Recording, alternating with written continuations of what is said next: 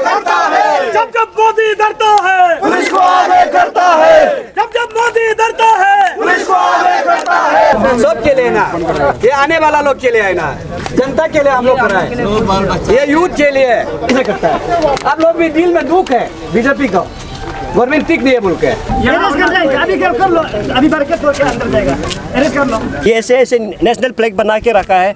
देखिए ये कोई नेशनल फ्लैग होता है, ये 25 रुपया में 25 रुपया में बेच रहा है इसको। ये जनता नेशनल फ्लैग को ये इस तरह से बीजेपी सरकार भारत जनता को इज्जत देता है, क्या ये सही है? जो सम्मान देना चाहिए था, ऐसे कपड़ा बना के 25 रुपया में बिक्री कर रहा है।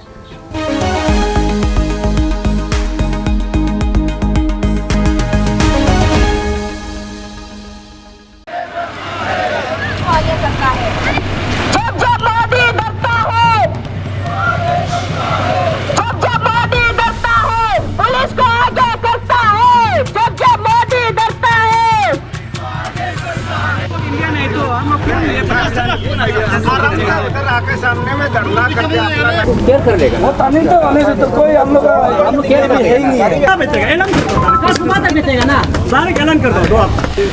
10 साल में इसके लिए सेलिब्रेशन होता था, बहुत इज्जतदार होते हैं। रिक्रूटमेंट को बंद करना है, अभी उसका क्या हाल कर दिया। आर्मी में जो एब्जॉर्ब होगा, अग्निपथ का जो स्कीम है, ये आर्मी का 100% रिकमेंड करने के बाद 25% सिर्फ आर्मी में परमानेंट एब्जॉर्ब होगा, 75% वो 10 साल के बाद उसको वॉलंटरी रिटायरमेंट देगा। तो 10 साल का बाद में जो बच्चा रिक्रूटमेंट 10 साल के बाद ज़्यादा 27-28 साल का बच्चा होगा, उसका उस उम्र में रिटायरमेंट होने से उसका क्या भविष्य होगा, वो क्या आगे उसका क्या जीवन होगा। इसलिए हम लोग का ये नीति ठीक नहीं है।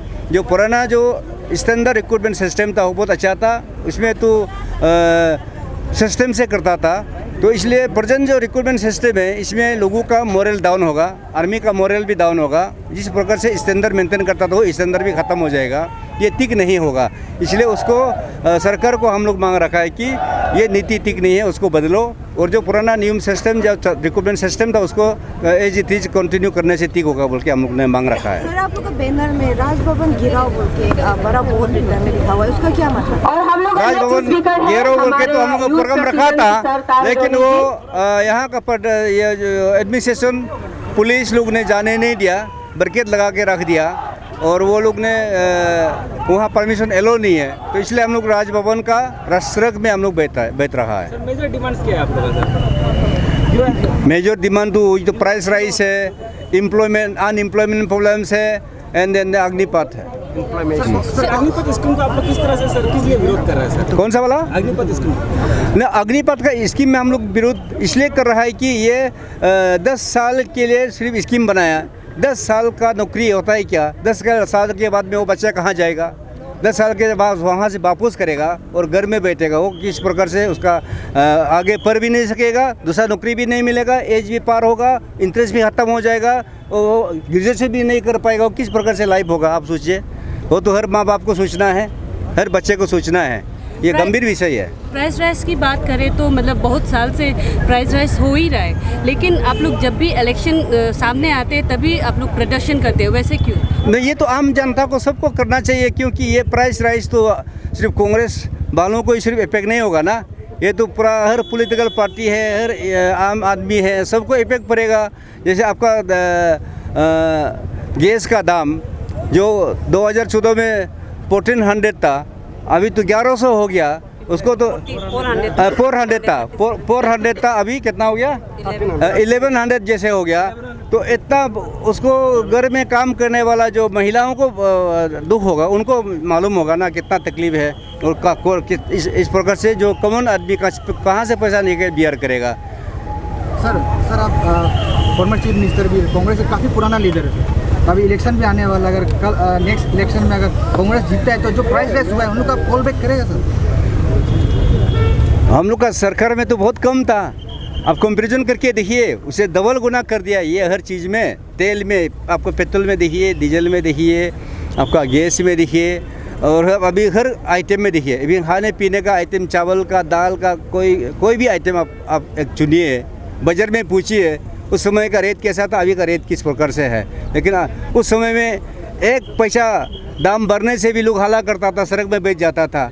लेकिन अभी तो 100 रुपया, 1000 रुपया, कम से कम 500 रुपया दाम डबल होने के बाद भी कोई आवाज़ ही नहीं उतार रहा है। सर, आप लोग का जो ये सब इशू है वो एक दिन में तो सॉल्व नहीं होगा, तो आप लोग आज का प्रोटेस्ट का बात और आगे क्या और प्रोटेस्ट? ये प्रोटेस्ट जो है हम लोग को सरकार को आवाज़ पहुंचाने के लिए, सरकार को सुधारने के लिए, आम जनता को जागृत करने के लिए, आम जनता को समझना चाहिए कि किस प्रकार से प्रॉब्लम चल रहा है, किस प्रकार से सरकार का नीति अच्छा है ना खराब है, उसको जानना बहुत ज़रूरी है।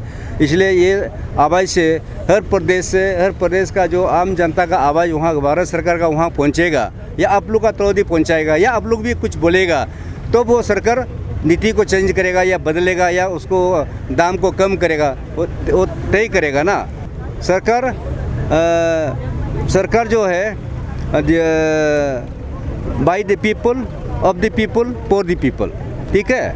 ये सरकार आदमी ने, पब्लिक ने सरकार को बनाते हैं, आगे नहीं, पब्लिक के लिए नीति बनते हैं और पब्लिक के लिए सरकार काम करना है। तो इसलिए ये सरकार को आवाज़ पहुंचना बहुत ज़रूरी है।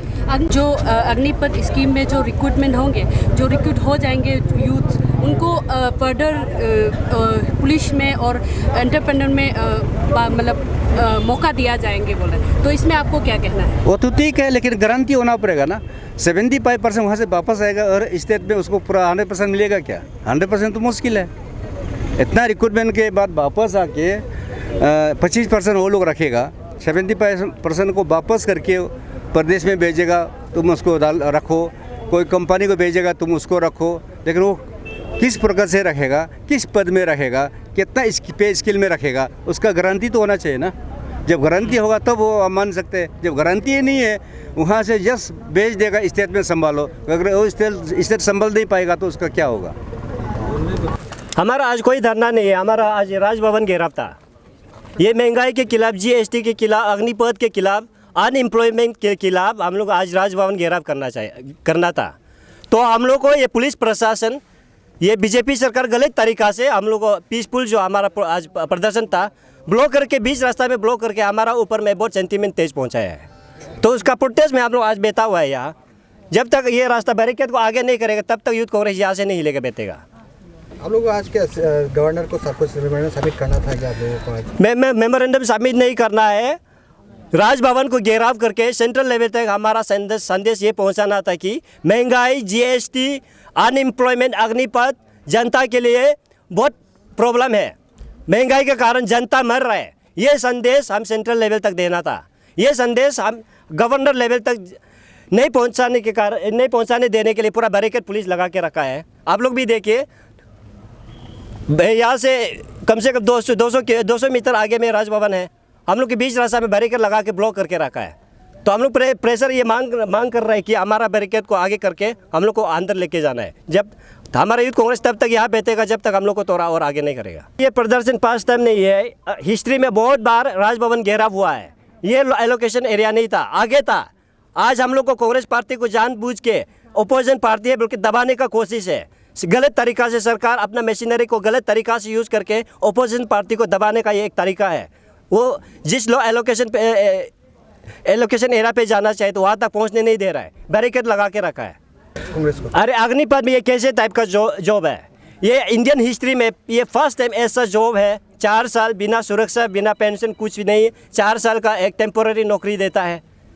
और ये अग्निपथ स्कीम में एक पॉलिसी जो बनाया है, 4 साल अग्निवीर करने के बाद जो अग्निवीर जो होता है उसको क्लास 12 पास सर्टिफिकेट देने का ये सरकार ने निर्णय भी लिया है, true national open schooling.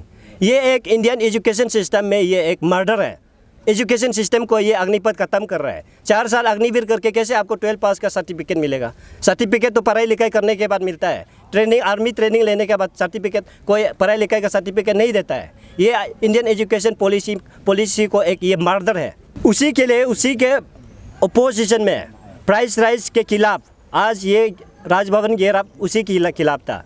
Price rise, LPG, हमारा जो डेली एसेंशियल कमोडिटीज़ जो प्राइस इतना हाई होके रखा है, आसमान छू के बैठा हुआ है, उसको सरकार को आवाज़ देने के लिए, सरकार को संदेश देने के लिए हम आज राजभवन घेराव कर रहा था। वो संदेश आज नेशनल लेवल तक जाने नहीं देने के लिए या हम लोग को ब्लॉक करके रखा है। ये क्या है? और ये सबको गुमराह करने के लिए नेशनल जो इम्पोर्टेंट इश्यूज़ होता है, नेशनल इश्यूज़ जो डेली इश्यूज़ होता है, उसको हाईजैक करने के लिए, उसको छुपाने के लिए ये इंडियन गवर्नमेंट रिसेंटली में ये हर घर तिरंगा ये एक अभियान चलाया है। ये भी जनता को एक गुमराह करने का जरिया है। हर घर तिरंगा लगाने का ये जो संदेश भेजा है, ये जनता को गुमराह करने के लिए है। इसी अभियान ने हमारा भारत सरकार के झंडे को ये इज्जत का ये नीलाम कर दिया है। जैसे हमारा ये देखिए, ये ऐसे नेशनल फ्लैग बना के रखा है। देखिए, ये कोई नेशनल फ्लैग होता है? ये 25 रुपया में बेच रहा है इसको। ये झंडा नेशनल फ्लैग को ये इस तरह से बीजेपी सरकार भारत जनता को इज्जत देता है। क्या ये सही है? मीडिया वालों को भी पूछता है, क्या ये सही किया है? हमारा राष्ट्रीय झंडा को जो सम्मान देना चाहिए था, ऐसे कपड़ा बना के 25 रुपया में बिक्री कर रहा है। ये बीजेपी सरकार द्वारा भारत जनता